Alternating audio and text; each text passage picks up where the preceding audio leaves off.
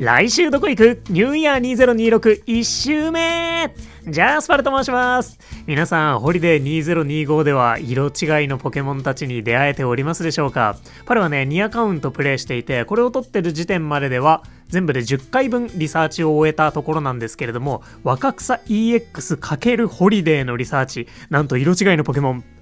0体ということでねえ、若草 EX に行っていても1体も色違いが出ないなんていうことはね、ざらにあるので、本当にポケモンスリープの色違い出現確率アップってこんなもんですってことで、今週もやってまいりましょう。来週どこ行く？ホリデーが終わったらニューイヤーってことでね、ホリデー中で全てを忘れ去りましたので、改めてキャンペーン内容をざっくり確認しつつ、全フィールド解説やっていきたいと思います。詳しい解説はぜひこちらの動画もご覧ください。ホリデーも最後まで大事ではあるんですけれども、ニューイヤーもなかなか大事なので、鍋拡張とか最低限はやっておけるとベターなんじゃないかなと思います。それでは参ります。ということで、ニューイヤー2026、まずは簡単におさらいしていきたいと思います。で、2週間分お話しすると私が混乱してしまうので、第1週目のみに絞ってざっくり確認してから全フィールド解説やっていきます。ってことで、ニューイヤー2026第1週目、睡眠タイプごちゃ混ぜ。2025年7月くらいまでに登場した新ポケモンたちがピックアップ。詳しくは後ほど見ていきます。睡眠リサーチでドリームコインを獲得できます。1回目のリサーチのみです。そしてイベント交換所が利用できます。さらにメインとなるボーナスがリサーチで手に入る飴 1.5 倍、1日1回目のリサーチのみ。スキル確率 1.25 倍、スキルレベルプラス1。そしてなんなら私が一番大事なんじゃないかと思っているボーナスが1月1日木曜日眠気パワー3倍、2日金曜日グッドスリープデーで眠気パワー 1.5 倍、3日土曜日グッドスリープデー満月で眠気パワー2倍、4日日曜日グッドスリープデーで眠気パワー 1.5 倍ということで、この週末眠気パワーインチキ4連だとグッドスリープデーによる未発見寝顔の出現確率アップ、ここと飴 1.5 倍を絡めつつ使っていくというのがニューイヤー1週目の鍵になるんじゃないかなと思ってます。ってことで、まずこの第1週目でやることは、ゲットしたいポケモン飴を決める、エナジーを稼いで飴やドリームコインをたくさんゲットする。基本この2点になるんじゃないかなと思います。これ以外にはグッドスリープデーを利用して未発見寝顔を集めるとか、スキル 1.25 倍で鍋拡張や料理チャンスをしてレシピレベルを上げるとか、2週目のポケモンこそ狙いたいって方はキャンペーン2週目に備えるっていう観点も持っておけるといいんじゃないかなと思います。ってことで、そんな1週目のピックアップ簡単におさらいしておきましょう。進化後も含めてピックアップされるんですが、分かりやすく種ポケモンだけご紹介します。カモネギ、ピンプク、パルデアウパー、ヤミカラス、キモリ、アチャモ、水ゴロウ、クチート、ムンナ、ワシボン。これら10種族がピックアップされます。で、特に2進化する鳳炎御三家は飴を集めるのにうってつけの1週間となるんじゃないかなと思います。同じね、2進化のピンプクはラッキーハピーナスが寝顔の消費眠気パワーが多いので果たしてといったところですね。ってことで、基本はこれらのポケモンのゲットや飴集めのために頑張る、そんな感じの1週間になるんじゃないかなと思います。といったニューイヤー2026第1週目の全フィールド解説やっていきたいと思います。今回も若草本島から順番にやっていきましょう。飴 1.5 倍と眠気パワーのボーナス、これをね意識して聞いていただけたらなと思います。ってことで、まずは若草本島。ピックアップは進化後含めて全種類となっております。初心者で若草のフィールドボーナスが上がっている、または若草のフィールドボーナスを上げたい方におすすめのフィールドかなと思います。ただし特定のポケモンの厳選や飴集めには向きませんので、まずは他のフィールドを検討してみてほしいなと思います。そんな若草本島の特徴です。いわゆるアンバー御三家が期間限定で出現してくれます。1週目はね、ピックアップはなしなんですけれども、出現はするようになってます。お香は使える状態ですね。それはね、ちょっとだけ意識してみてください。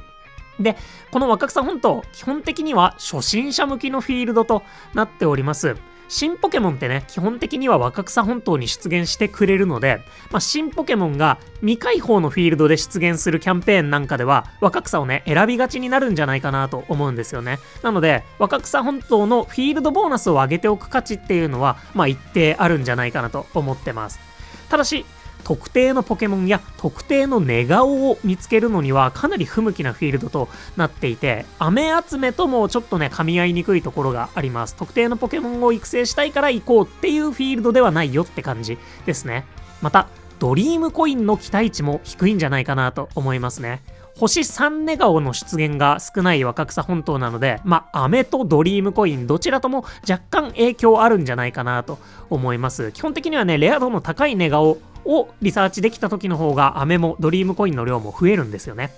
また、リサーチが下振れしやすいフィールドとなっております。さらにね、週末に眠気パワーのボーナスがあるので、そのボーナス込みで2億眠気パワーとか3億眠気パワーとか簡単に届いちゃいそうな方は、ちょっとね、まず他のフィールドを検討していただけたらなと思いますね。そんな感じで、基本的には本当にガチの始めたての方におすすめではあるものの、一旦別のフィールドを検討してみてほしいなという若草本島でした。お次、シアンの砂浜。ピックアップされるポケモンたちは、カモネギ、ピンプク、キモリ、水ゴロウ、ワシボン。このピックアップのポケモンたちをゲットしたくて、シアンが得意、ないしは他のフィールドが苦手という方におすすめな、初心者もね、まず検討してほしいフィールドになるかなと思います。そんなシアンの砂浜の特徴は、初心者にとって有用なポケモンがかなり多いです。水ゴロウだったら育てればね、トープ洞窟で活躍してもらえますし、キモリはラピスラズリ湖畔で活躍してもらえます。で、フィールドの難易度とポケモンのバランスも絶妙でして、なんならね、ワニの子だったりワシボンはシアンの砂浜だったり、シアン EX で活躍が期待できますし、タマザラシはウノハナ雪原で、一応ピカチュウはゴールド級発電所で、そしてキャタピー、アーボはアンバー渓谷で活躍できるということで、結構ね、どのポケモンの飴も欲しいし、今後ね、行くフィールドで先々で活躍してもらえるポケモンたちが出てくるので、本当に初心者からベテランのリサーチャーまで広くね、おすすめできるフィールドなんじゃないかなと思います。またピックアップされるピンプクも現環境文句なく強力な非常に評価の高い一体で、アイテムを使ってでも進化させる価値のある一体だと思っています。そしてカモネギがね、シアンの次に出現するピックアップされるフィールドってゴールドになっちゃうんですよね。なのでシアンを選ぶ価値も初心者的にも一定あるのかなというところです。ネギのね、立ち位置次第で評価の大きく動くポケモンではあるんですが、カモネギ代わりのポジションがいない唯一無二のポケモンになっているので、運よく厳選を終えられるとアドバンテージあるかなとは思いますね。で、ぐっすりの最強ネガオ、シアンぐっすりの最強ネガオがラグラージになっているかっていうのがまだちょっとね、調査しきれてないんですが、どうやらなっていそうなので、その眠気パワーのボーナスでぐっすりの最終枠でカモネギを狙うっていうのは難しくなってるのかなっていうことはね、注意してもらえたらなと思います。で、言うても下振れしやすいフィールドではありますね、シアンの砂浜。なので逆に考えると、そんなに眠気パワーを盛らなくても目標までね、眠気パワーのインチキが週末には入りますので、達することができると考えて、翌週に向けて準備がしやすいと捉えることもできるかなと思うので、その辺は臨機応変に立ち回ってもらえたらなと思います。シアンの砂浜ってどのくらいの眠気パワーから下振れ始めるんでしょうかね。もしね、ちゃんとご存知の方いたら教えていただけたらなと思います。おそらくそのラグラージの星3ネガオとか樹海院の星3ネガオが 1.8 億眠気パワーぐらい使えて、ハピナスの星3なんかは2億超えぐらい眠気パワー使えたはずなので、多分ね、3億眠気パワーぐらいまではそんなに下振れないんじゃないかなと思うので、意外とそんなに問題はないかもしれませんね。といった初心者からもう本当にベテランのリサーチャーまでかなりおすすめできるシアンの砂浜でした。お次、トープ洞窟。ピックアップされるポケモンはパルデアウパー、アチャモ、水ゴロウ、クチート。これらピックアップされるポケモンの飴集めとして非常に見どころがありますし、初心者にもそれなりにおすすめできるかなと思います。またイベント2週間目のフライゴンたちのためにフィールドボーナスを上げるというのもありなんじゃないかなと思ってます。ラグラージを現地で育成しつつ、アチャモの飴も貯めながらラピスラズリコ藩を意識してもらって、翌週はナックラー探し。そういったね、目的で訪れることになるであろうトープ洞窟ですね。そんなトープの特徴は、トープのポケモンってアンバー渓谷まで出現が少ない、飴を集めづらいポケモンが多いので、飴 1.5 倍との相性がシンプルにいいんじゃないかなと思います。また、ネガオ図鑑梅的にも利用価値がありそうですね。ヤミラミとか、バンギラスとか、ヘルガー、ウィンディ、あとはナックラー、ビブラーバ、フライゴン、そのあたりですかね。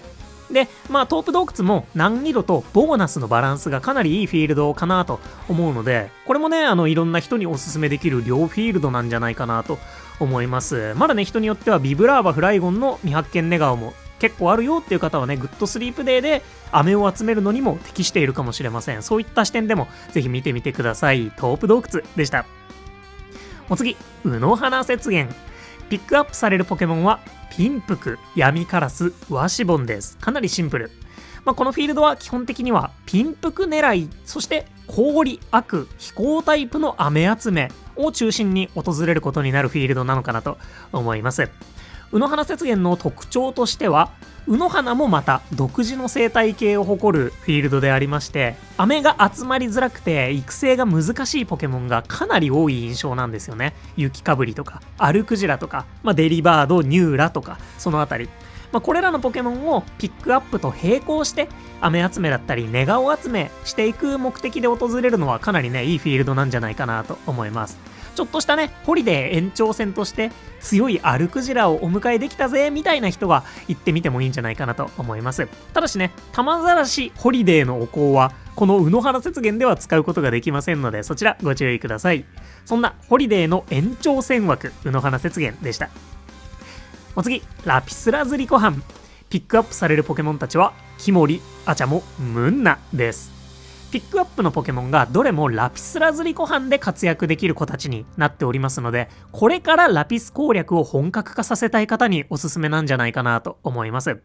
個人的に一番欲しいのはミニ竜の飴なんですよね。また、ウトウトの草タイプたちも非常に評価の高いポケモンが多いので、ウトウトを狙うのがおすすめとなっているかなと思います。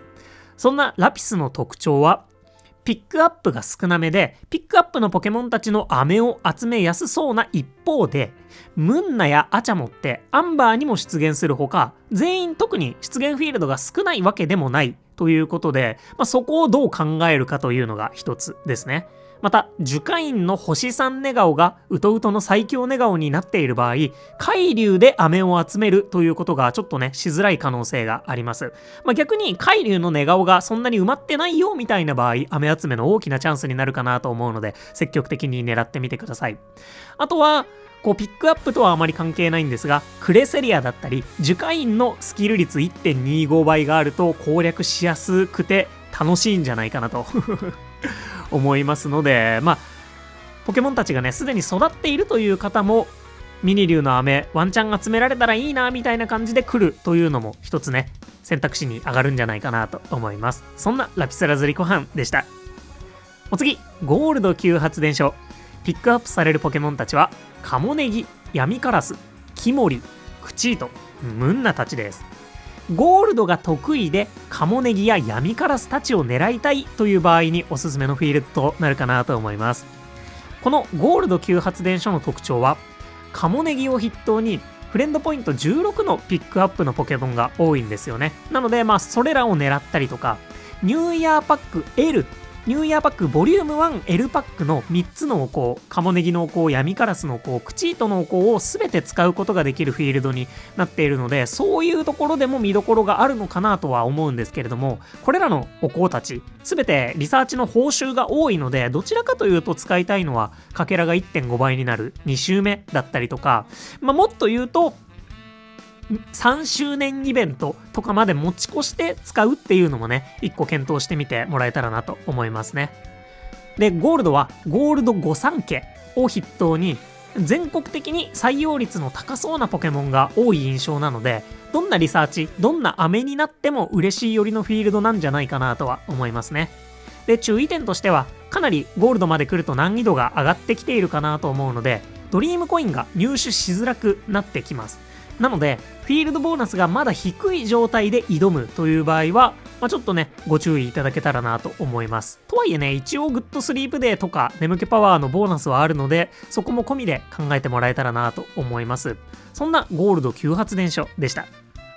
お次、アンバー渓谷。ピックアップされるポケモンは、ピンプク、パルデアウパー、アチャモ、水五郎、クチート、ムンナ、ワシボンたちです。結構います。で、アンバーのおすすめは、もうアンバー御三家の飴集めとフィールドボーナス上げ、これのために行くというのがおすすめになるかなと思います。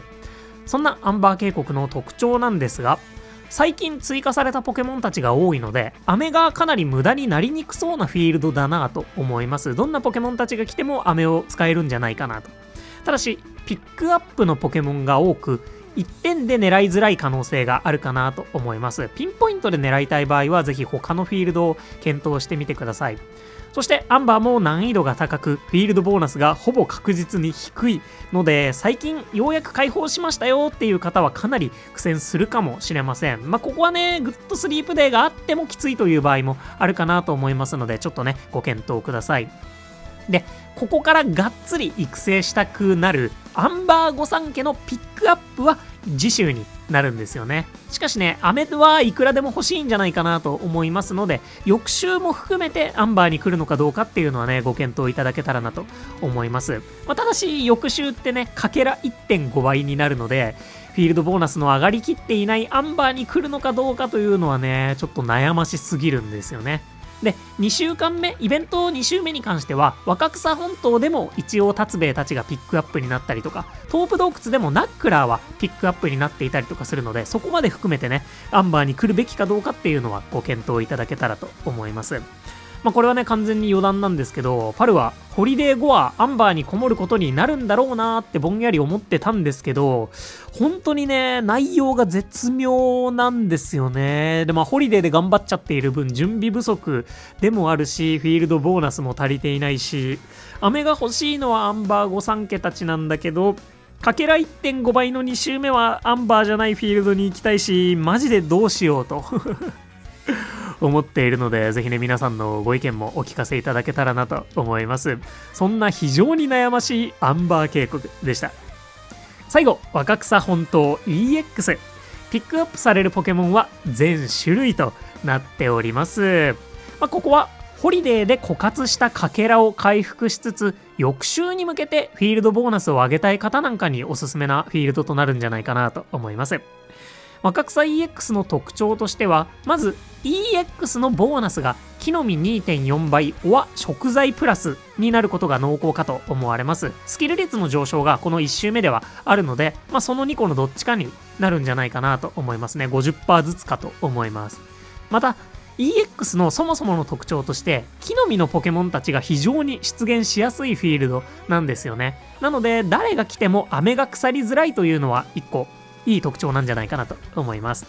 ただし、EX 特有の木の実ガチャがありまして、難易度が非常に高くなっております。また、飴の獲得量がトータル少ないんですよね。めちゃくちゃ少ない、若草 EX は。なので、この飴 1.5 倍のイベントとの噛み合いはかなり悪いと言わざるを得ないのかなと思います。1体だけね、その、星3ネガオとかお腹の上ねとか、お香で呼び出したポケモンは、こう狙って飴を多く獲得することも可能かなとは思うので、そこはちょっとね、手持ちのお香とかでね、こうご検討いただけたらなと思います。で、ピックアップも含めてポケモンそのものの種類が多すぎるので、特定のポケモンを狙ったりとか飴を集めたりするのは難しいフィールドです。そんなわけで、次週のかけら 1.5 倍に向けてフィールドボーナスを上げつつ、1周目も夢のかけらを補充するという選択肢として考えてみてください。本来ね、エナジーが稼げなかった時の EX って、かけらもそんなに稼げるわけではないというか、なんなら他のフィールド行ってる方が稼げるっていう場合も大いにあるんですが、眠気パワーのボーナス4連打がありますので、かけらにもね、その分貢献してもらえそうだと考えると、1周目で行ってしまうというのも悪くないんじゃないかなと思いますね。また、眠気パワーががっつり増える瞬間があるので、それこそ、ニューイヤーパック、L に入っている無進化ポケモンたちのお香を置くっていうのも一つありかなと思います。星3ネガオとかお腹の上ネが抽選されるのが4億眠気パワーとか 4.5 億とか、それぐらいね、要求されたりするので EX だと、そういうのを眠気パワーのボーナスで補うということもできるんじゃないかなと思います。まあ2周目のかけらちゃんと 1.5 倍のタイミングで置くのが安定感はね、あるかなと思うので、まあちょっとどちらで使うのかっていうのはご検討ください。といった全フィールド解説でした。いかがでしたでしょうか。まあ総括すると、初心者におすすめなのはシアン、トープかなと思います。なのでね、まずはその2個から考えてもらって、ラピスラズリコハンも今後ね、ラピスを攻略する方に特におすすめだなと思ったので、解放できていて、まあ、フィールドボーナス低いけど、グッドスリープであるしな、みたいな時は、ちょっとね、1個攻める選択肢としてのラピスもありかなと思います。で、まあ、これら特に得意なフィールドがないよっていう場合は、通常若草本当に行くというのが、まあ、安定感のある選択肢なのかなとは思いますね。で、まあ、それなりにプレイ歴のあるリサーチャーの皆様は、好きなところへ行きましょう。で、今後のね、ピックアップとかのことを考えると、まず、まあ私は次に、木の実ウィークボリューム2が来るんじゃないかなと思っているので、昨年ね、1月にあったイベントって、スキルウィークのボリューム1だったんですけど、もうスキルウィークとデカ盛り料理ウィークはボリューム2まで終えていて、木の実ウィークだけまだボリューム1なので、まあ次来るなら木の実ウィークボリューム2かなと思っていて、そうなると、キモリ、アチャモ、水五郎、ムンナ、ワシボンは次回の木の実ウィークで、なんならすぐピックアップされる可能性もあるかななんて思いますね。で、さらに、キモリ、アチャモ、水五郎に関しては、もうすぐ3周年キャンペーンで中ピックアップになる可能性があります。3周年イベントの手前であるやつでしたね。今年がニャオハ、ホゲータ、クワッスたちが中ピックアップになっていました。で、ピンプクは次回のデカ盛りでピックアップされるんじゃないかなと思います。あればですけどね。で、カモネギは夏、まあ6月のサマーフェスでピックアップになりそうだぞと。で、闇カラス、キモリ、ワシボンは次回のスキルウィークがあればピックアップになるんじゃないかなと思うので、パルデアウパーとクチートってしばらくねピックアップされるタイミングがないんじゃないかなとはちょっと思います。なのでこの2体を特に狙いたい方はちょっとここ中心で考えてみるというのも一つありだと思いますね。で、キモリ、アチャモ、水五郎なんかは本当にピックアップたっぷりな可能性も一応あるので、まあ逆に今回パスしてもいいし、ピックアップで育成、飴を貯めるタイミングがたくさんあって育成しやすいから今回しっかり厳選しておこうっていうのもありだと思います。まあね、どちらでも使えるかなと思いますね。そんなわけで、ぜひね、皆さんの飴 1.5 倍やスキル率 1.25 倍の活かし方なんかもね、思いついたものあれば何でもコメントで教えていただけたらなと思います。私も参考にさせてもらおうと思います。そんな来週どこ行くニューイヤー2026 1週目でした。ということで、ここまでご視聴いただきまして誠にありがとうございました。お相手パルでした。よろしければ動画にグッドやハイプで応援いただけますと動画制作の励みとなります。今年も本当にたくさんの元気エールありがとうございました。無事に新たな年を迎えられそうです。本当にいつもありがとうございます。それではね、いよいよ2025年も締めくくりということで、おそらく次回の来週どこ行くは2026年にアップされることになりましょう。チャンネル的にはね、まだ今年も動画を出すかなとは思うんですけれども、ひとまず2025年も来週どこ行くをたくさんご視聴いただきまして本当にありがとうございました。なんとかね、今年も続けてこられました。マジでご視聴いただいている皆様のおかげです。来年もね、なるべく続けてまいりたいなと思っておりますので、また2026年でもお会いできることを楽しみにしております。来年はね、もうちょっと早く金曜日とかにアップできるようにしたいどうかね、見守っていただけますと幸いです。それでは来年も元気にいってらっしゃい。良いお年を。またね、バイバーイ。